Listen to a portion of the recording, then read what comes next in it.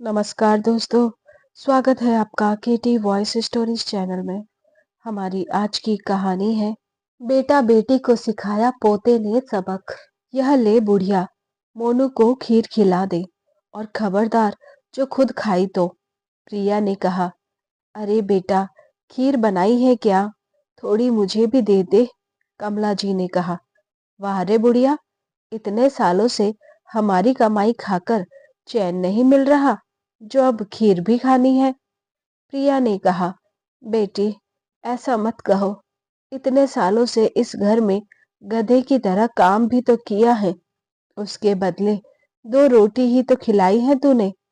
कोई बात नहीं, खीर मत दे, बस उसका पतीला ही दे देना। मैं चाट लूंगी, उसी में संतुष्ट हो जाऊंगी। कमला जी ने कहा, खीर का पतीला तुझे चाटने दूं बुढ़िया? बड़ी आई खीर खाने वाली। जो मिल रहा है उतने में ही संतुष्टि कर ले, वरना। प्रिया के इतना कहते ही कमला जी बोल पड़ती है, नहीं नहीं बेटा, नहीं चाहिए मुझे खीर। दे, इसमें मोनू को खिला देती हूँ। यह कहकर कमला जी ने खीर की कटोरी प्रिया के हाथों से ले ली और मोनू को खिलाने लगी। जब कमला जी मोनू को खीर खिला रही थी, मोनू उछल कूद कर रहा था। बेचारी बुढ़िया कब तक लड़ती। वह मोनू को खिलाने जैसे ही जाती, मोनू भाग जाता। ऐसा करते करते मोनू के हाथ से खीर की कटोरी लग जाती है और पूरी खीर जमीन पर गिरकर बिखर जाती है। खीर के गिरते ही प्रिया दौड़कर बाहर आती है और जमीन पर यूं खीर बिखरी देख न आव देखती है न ताव। गुस्से में अंधाधुंध कमला जी को पीटना शुरू कर देती है। इतना करने के बाद भी जब उसका गुस्सा शांत नहीं हुआ तो वह कैंची लाकर उनके बाल काटने लगती है। बेटी, छोड़ दे, मेरी गलती नहीं है। वह मोनू का हाथ लगकर खीर गिर गई थी। माफ कर दे मुझे। कमला जी गिड़गिड़ाते हुए कह रही थी, बुढ़िया, तुझे खीर नहीं दी तो ऐसे करके गिरा दी। सोचा होगा कि मैं जब नहीं खाई तो किसी को खाने नहीं दूंगी और मुझसे बहाना बनाकर बच जाएगी। यही सोचा था ना? आज तो तुझे इतना मारूंगी कि तू अगली बार कोई बहाने बनाने से पहले कांप जाएगी। प्रिया ने कहा और फिर वह कमला जी को पीटने लगी।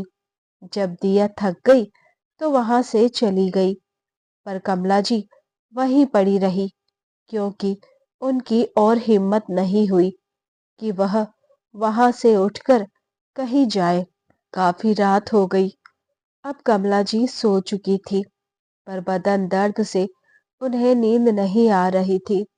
जैसे तैसे उनकी आंख लगी ही थी कि अचानक पानी अपने ऊपर गिरने से उनकी नींद खुल गई। जब उन्होंने अपनी आंखें खोली तो देखा कि प्रिया उनके ऊपर पानी गिरा रही है। कमला जी उठने की कोशिश करती, पर वह उठ नहीं पाती। पूरे बदन में दर्द पर प्रिया के डर से वह लेट भी नहीं पा रही थी। उठ जा बुढ़िया, ज्यादा नाटक करने की जरूरत नहीं है। इतना भी नहीं मारा था। चल, अब जल्दी से बर्तन साफ करके नाश्ता बना। और हाँ, पहले खुद ही मत खाने बैठ जाना, वरना याद रखना। प्रिया ने यह कहा और चली गई। कमला जी किसी तरह उठती हैं, पर वह किसी भी हालत में खड़ी नहीं हो पा रही थी। उन्हें अपने पैरों में कोई हरकत महसूस नहीं हो रही थी। हजार कोशिशों के बाद भी जब वह उठने में नाकाम रही तो उन्होंने प्रिया को आवाज लगाई। प्रिया कमला जी की आवाज से तमतमाती हुई आई और कहा, क्या हुआ बुढ़िया? बेटी, मैं खड़ी नहीं हो पा रही। मेरे पैरों में मानो कोई जान ही नहीं है। कमला जी ने कहा, सब जानती हो, यह सब तेरे काम न करने के बहाने हैं। मैं तो सोच रही हूँ उस दिन को जब भैया के पास से तुम्हें लाने का सोचा था। मुझे तो लगा था कि तुम अपने सारी संपत्ति के साथ यहाँ आओगी, पर वह सब तुमसे पहले ही भैया ले चुके और भेज दिया इस बूढ़ी गाय को मेरे पास। बेटा, तेरी भाभी भी मुझे पीटती थी। सोचा तेरे पास कम से कम यह दर्द तो नहीं मिलेगा। तू तो मेरी बेटी है, तू मेरा दर्द जरूर समझेगी। पर अब समझ आ गया है, बूढ़ी गाय की कोई कदर नहीं होती। बस जब तक वह दूध देती है और काम आती है, लोग तब तक उसकी परवाह करते हैं, वरना इसी तरह उसे बस पीटना ही होता है। कमला जी ने कहा, सुन बुढ़िया, अपना सामान बांध ले, तुझे अभी चलना है मेरे साथ। प्रिया के यह कहते ही कमला जी बोली, कहाँ चलना है बेटी? भैया के पास छोड़ने जा रही हूँ वापस। नहीं, भला भैया क्यों रखेंगे आपको? उनको तो पिंड छूट गया आपसे, अब मेरा पिंड भी छूटे तो शांति मिले। प्रिया ने कहा, पर बेटा, मुझसे तो उठा भी नहीं जा रहा है। ऐसी हालत में तू मुझे कहाँ ले जा रही है? कमला जी ने पूछा, इसीलिए तो तुम्हें ले जा रही हूँ। मैं समझ चुकी हूँ कि तुम अब मेरे किसी काम की नहीं हो और मुफ्त में तो तुम्हें पालूंगी नहीं, इसलिए कुछ और तो इंतजाम करना ही पड़ेगा। प्रिया ने कहा और उसके बाद वह कहीं निकल गई। थोड़ी देर बाद जब वापस आई तो साथ में एक व्हीलचेयर लेकर आई और कहा, चल बुढ़िया, बैठ इस पर। बेटी, मेरे कमर में काफी दर्द है, मुझे डॉक्टर के पास ले चल। मेरे पैरों को भी अचानक से कुछ हो गया है। कमला जी ने कहा, हाँ, तुम्हारे सारे दर्द का इलाज ही लेकर आई हूँ, इस पर बैठो। पहले इसके बाद प्रिया कमला जी को लेकर एक जगह पहुंचती है और उन्हें वहीं छोड़ आती है। सुन बुढ़िया, चुपचाप यहीं बैठी रहना जब तक कोई आकर तुम्हें ले ना जाए, और कोई भी कुछ पूछे तो खबरदार, जो मेरा नाम और मेरा पता बताया तो कहना तुम्हारा कोई भी नहीं है इस दुनिया में, तभी तुम्हें छत और रोटी नसीब होगी, वरना मेरे यहाँ आकर तो तुम्हें कुछ भी नहीं मिलेगा, समझी? कमला जी प्रिया की इस सारी बातों से सिर्फ रोए चली जा रही थी, क्योंकि उन्हें समझ आ गया था कि उनकी बेटी उन्हें बेसहारा सड़क पर छोड़कर जा रही है। एक बेटा है जिसने तो कब का मुंह फेर लिया, और अब बेटी भी उनसे पीछा छुड़ाना चाह रही थी। कमला जी की शादी छोटी उम्र में ही हो गई थी। वह उनके पति की दूसरी बीवी थी, क्योंकि पहली पत्नी प्रिया को जन्म देते ही इस दुनिया से चली गई थी। कमला जी शादी करके ससुराल पहुंची तो दोनों बच्चों को गले से लगा लिया था। पर सौतेली माँ कितना भी कर ले, लेकिन रहती सौतेली ही है। यही बात कमला जी की ननंद ने प्रमोद और प्रिया के दिमाग में बैठा दी थी, जिस कारण वह कमला जी से नफरत करने लगे थे। कमला जी के प्रति चाह कर भी बच्चों को समझा नहीं पाए थे और बहुत उदास और बीमार रहने लगे थे, और एक दिन उन्होंने भी दुनिया छोड़ दी। कमला जी ने दोनों बच्चों को मजदूरी कर कर के शादी करवाई। इतना सब कुछ करने के बाद भी प्रिया और प्रमोद के दिल में जरा सा भी कमला जी के लिए प्यार नहीं जागा, और दौलत के लालच में एक दिन प्रिया कमला जी को अपने पास ले आई थी, मगर उन्हें क्या पता था कि उनकी यह दशा हो जाएगी। कमला जी ने सोचा, यह तो मेरे बच्चे जिनके लिए पूरी दुनिया से मैं अकेली लड़ी, पिता का साया बचपन में ही उठ गया था, पर फिर भी इनका चेहरा देखकर खुद को मजबूत बनाकर अकेली हर परिस्थितियों का सामना किया, और आज उसी का यह इनाम मिला। खैर, कमला जी के आंसू प्रिया के कठोर दिल को पिघला तो नहीं पाए, और वह चली गई। कई घंटे इसी तरह बैठी रहने के बाद एक लंगड़ा वहां आया और उसने कमला जी से वहां बैठे रहने का कारण पूछा।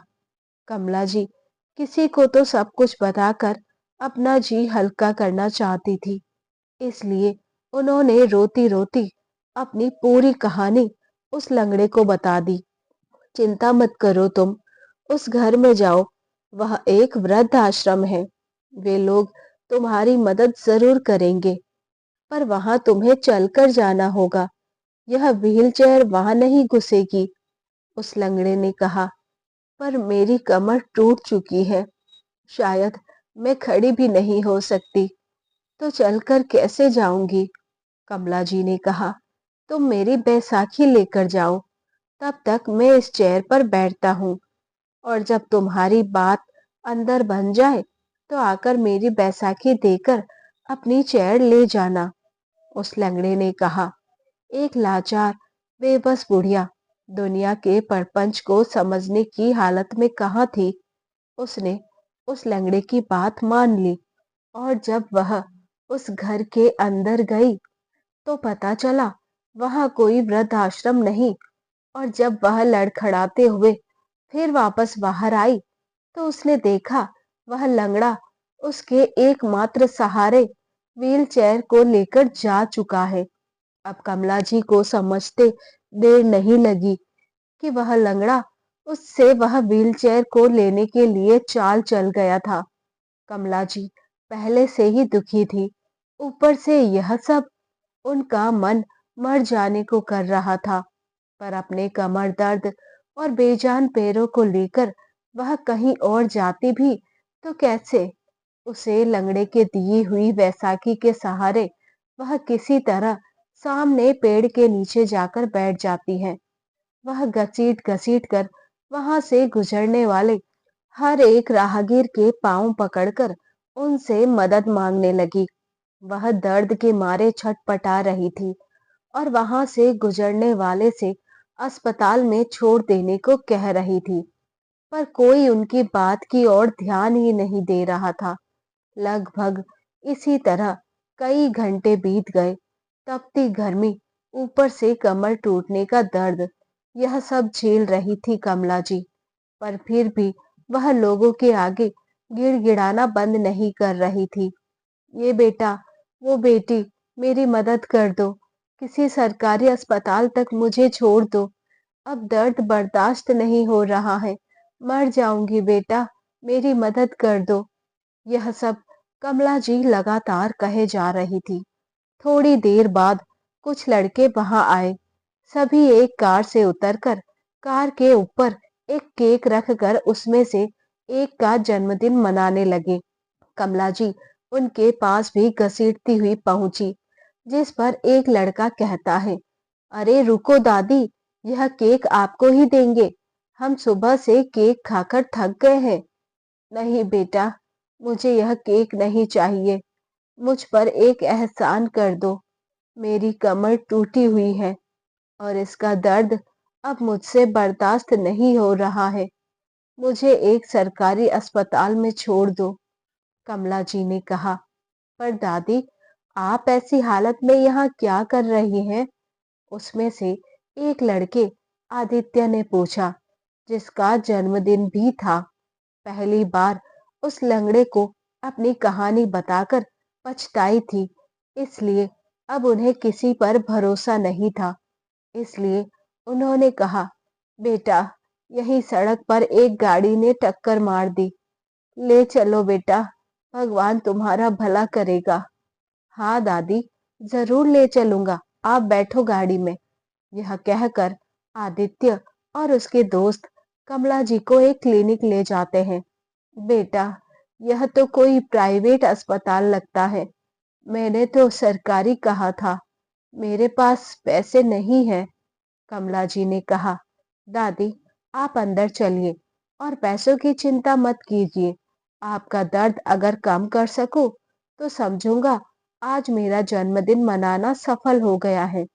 उसके बाद सभी अंदर गए और डॉक्टर ने आदित्य से कहा, लगता है इनको किसी ने खूब मारा है, जिसकी वजह से उनकी न सिर्फ कमर टूटी है बल्कि पैरों की नसों को भी नुकसान पहुंचा है। उनके काफी सारे टेस्ट करवाने पड़ेंगे, फिर जाकर इलाज कर पाएंगे। आपको जो सही लगे वह कीजिए डॉक्टर, बस इनका दर्द कम होना चाहिए।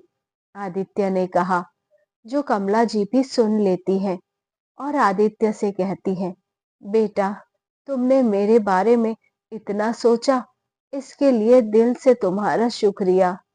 पर इस अस्पताल का खर्चा काफी हो जाएगा और तुम मुझे यहाँ छोड़कर चले जाओगे तो यहाँ यह लोग बिना पैसे के मुझे छोड़ेंगे भी नहीं, जो कि मेरे पास नहीं है।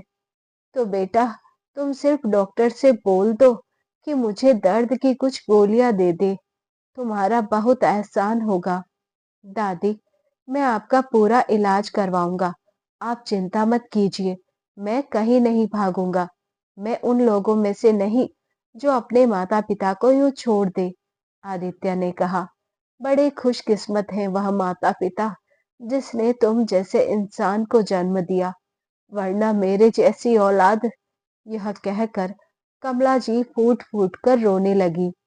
आदित्य ने उस वक्त कुछ नहीं कहा। करीब 15 दिन बाद कमला जी का इलाज करवाकर आदित्य उनको अपने घर ले गया। वह घर किसी महल से कम नहीं लग रहा था। उस घर के आगे कमला जी के नाम का बोर्ड लगा हुआ था। यह देखकर कमला जी चौंक जाती है, लेकिन फिर सोचती है कि शायद उसकी माताजी का नाम होगा। रात में आदित्य ने पूछा, दादी, आपका यह हाल कैसे हुआ? मतलब आपके परिवार वालों में कौन कौन है? आदित्य ने कहा, क्या बताऊं बेटा, मेरे 2 बच्चे हैं। बेटा पहले ही मुझसे नाता तोड़ लिया क्योंकि मुझ बुढ़िया को उससे बोझ लगने लगी थी। बेटी साथ ले गई तो उसने भी मेरा वही हाल किया कि ना तो जी ही रही थी और ना ही मर ही रही थी। इसके बाद कमला जी ने अपनी पूरी कहानी सड़क पर बसे शहर छोड़ने तक की आदित्य को बता दी। बेटा, अब तो बस अपने मरने का इंतजार है ताकि इन सब दुखों से मुक्त हो जाऊं। कमला जी ने कहा, ऐसा कैसे मरेंगी दादी आप? अपने गुनहगारों से बदला नहीं लेंगी? आदित्य ने कहा, अब अपने बच्चों से एक माँ बदला लेगी? यह कैसी बातें कर रहे हो बेटा? कमला जी ने तो, हाँ दादी, आपके बच्चों ने न सिर्फ आपके ऊपर अत्याचार किया, बल्कि आपके जीवित रहते हुए भी आपका श्राद्ध कर डाला और तो और आपके मरने की खुशियां भी मना ली। ऐसे बच्चों को सबक सिखाना तो बनता है ना। आदित्य के इस बात से कमला जी चौंक जाती हैं और इससे पहले वह कुछ बोलती, आदित्य कहता है, दादी, मैं पिंटू हूँ। आपने मुझे पहचाना नहीं? पहचानती भी कैसे? जब मैं छोटा था तभी बुआ आपको पापा के पास से ले गई और उसके बाद मैं बाहर चला गया। मैंने कई बार पापा से आपसे मिलवाने की बात कही, पर पापा ने हर बार टाल दिया। जब मेरी नौकरी लगी और मैं घर आया तो देखा बुआ पापा के साथ मिलकर आपके श्राद्ध के काम कर रही है। पर उस दिन आपको उस हाल में देखकर मुझे उनकी असलियत का पता चल गया। पापा और बुआ इतने नीचे गिर जाएंगे, ये मैंने सोचा भी नहीं था। कमला जी अभी भी आदित्य को घोर घोर से देखे जा रही थी। आदित्य उन्हें एक कमरे में लेकर गया, जहां पर कमला जी की ढेरों तस्वीरें लगी हुई थी। यह सब देखकर कमला जी की आंखें नम हो जाती हैं और आदित्य को गले से लगा लेती हैं। पिंटू, तू मेरा छोटा सा पिंटू है। यह कहकर कमला जी रोने लगी और फिर कहने लगी, किसने सोचा था कि प्रिया मुझे यूं छोड़कर जाएगी और मैं बरसों बाद अपने पिंटू से मिलूंगी, वह भी ऐसे हाल में। पता है पिंटू, मैं ना जाने कितने लोगों से मदद मांगी, पर किसी ने मेरी मदद नहीं की। शायद तुझसे ही मिलना आज मेरा लिखा था, इसीलिए, और किसी ने मदद नहीं की। दादी, अब आप चिंता मत कीजिए। बुआ और पापा को मैं सबक सिखाऊंगा। आप तो बस अब आराम से रहिए। यह आपका ही घर है। क्या? सच में बेटा? हाँ दादी, बाहर जो आपका नाम का बोर्ड लगा था, आपने बोर्ड नहीं देखा? यह बंगला मैंने आपके ही नाम से लिया है। दादी, दादाजी की बड़ी इच्छा थी ना कि वह आपको आपकी 50वीं शादी की सालगिरह पर एक ऐसा ही बड़ा सा खूबसूरत घर भेंट करे। लेकिन दादाजी तो वक्त से पहले ही हमारा साथ छोड़कर चले गए।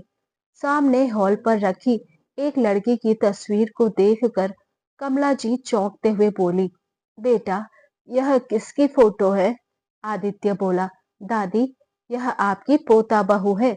अभी कुछ दिनों से काम के सिलसिले में बाहर गई हुई है। कुछ दिनों में लौट कर आएगी, तब आपको मिलवाता हूँ। अब आप आराम से रहिए। इतना कहकर आदित्य कुछ काम के सिलसिले में गांव आया था, क्योंकि दादी के साथ जो उसके पापा और बुआ ने किया था, उसका सबक भी तो उन लोगों को सिखाना था। आदित्य के जाते ही काजल वहां पहुंच जाती है और कमला जी को घर में देखकर उसकी भौहें चढ़ जाती हैं। ए बुढ़िया, इस घर में क्या कर रही है तू? कमला जी बोली, बेटा, मैं तेरी दादी सास हूँ। अरे, आदित्य की दादी तो कब की मर चुकी है, फिर दादी सास कहाँ से आ गई? चल निकल यहाँ से। वहां के नौकर बोले, पर मैडम, यह सच में आदित्य बाबा की दादी है। बाबा हमें दादी की पूरी देखभाल करने के लिए कह कर गए हैं। चुप करो तुम लोग और जाकर चुपचाप अपना काम करो। काजल ने कमला जी की एक न सुनी और उन्हें घर से बाहर निकाल दिया। कमला जी बेचारी उस अनजान शहर में कहाँ जाती, वहीं गली मोहल्ले में सुबह शाम भीख मांगकर अपना गुजारा कर रही थी और रात में बंगले के बाहर आकर बैठ जाती और बस सड़क की ओर अपने पोते को निहारती रहती। लेकिन आदित्य वहां अपनी बुआ और पापा को सबक सिखाने के चक्कर में लगा रहा था। उसने सोचा था कि काजल तो अभी 15 दिन बाद आएगी, तब लौटकर उसे सरप्राइज दूंगा और दादी का ख्याल वहां नौकर आराम से रख रहे होंगे, इसलिए उसे दादी की कोई चिंता ही नहीं थी। पर उसे कहाँ पता था कि कमला जी आज करोड़ों की मालकिन होकर भी एक भिखारी की तरह भीख मांगकर अपना पेट भर रही थी।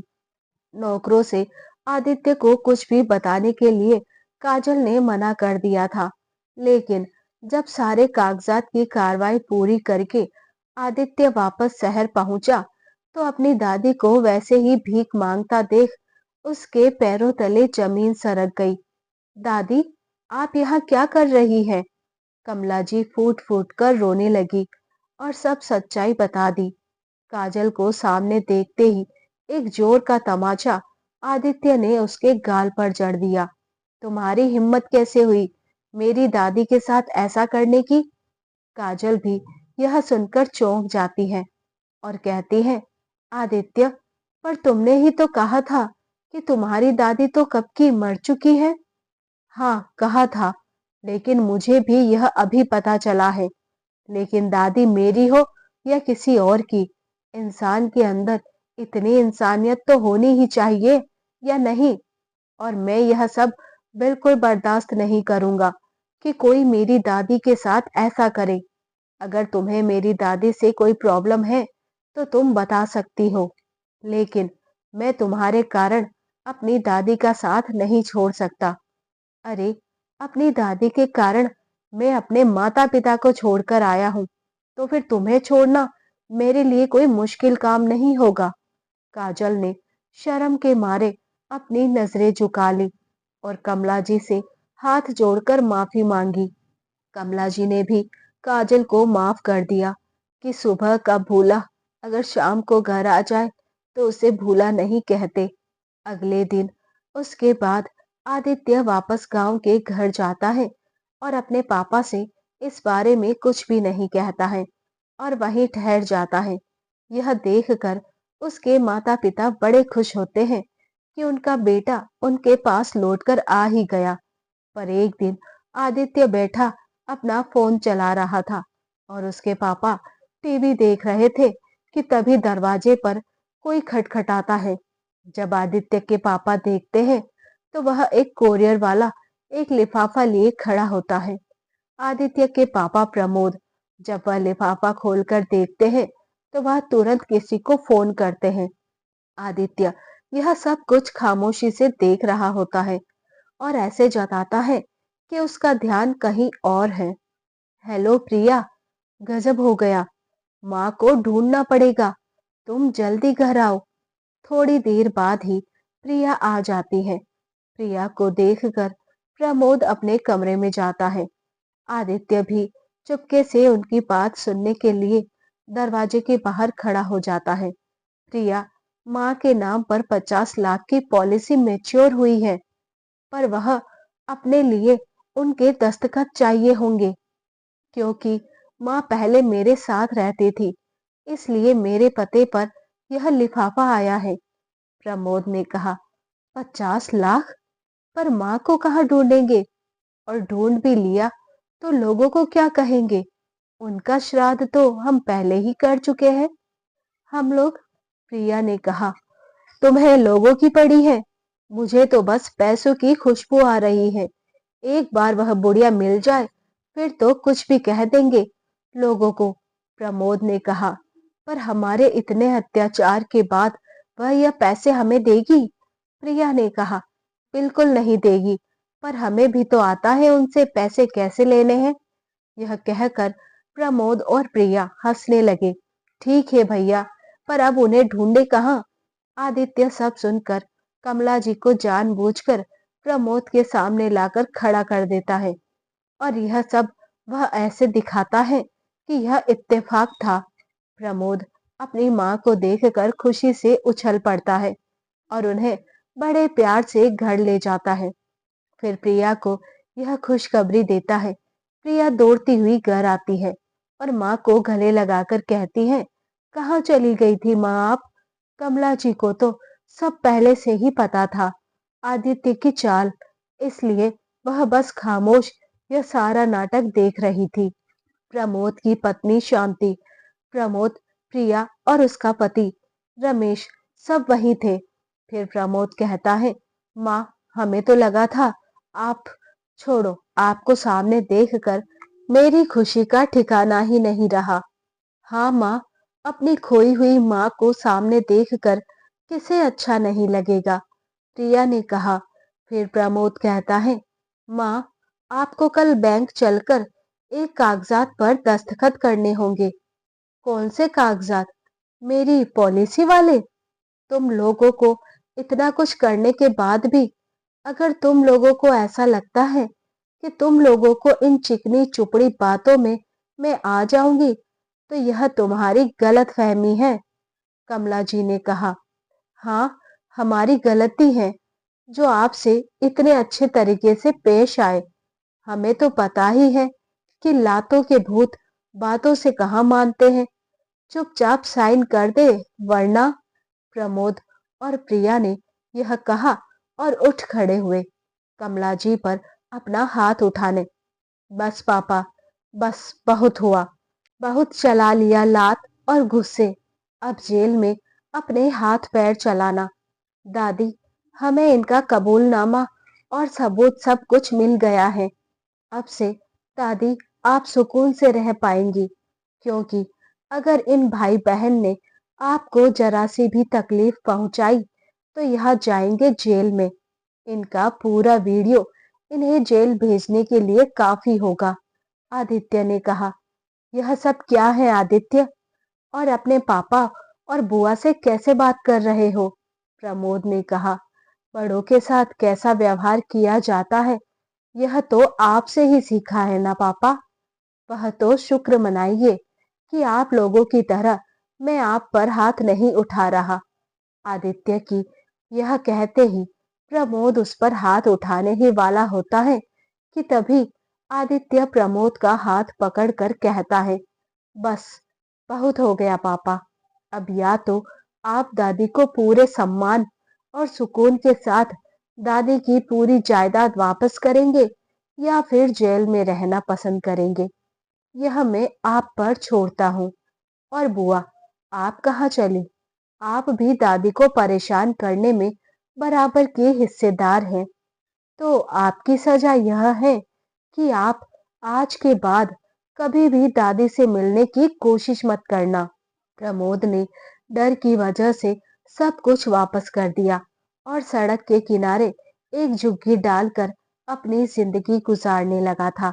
तो उधर कमला जी आराम से अपने बंगले में अपने पोते और उसकी पत्नी के साथ सुकून की जिंदगी बिता रही थी।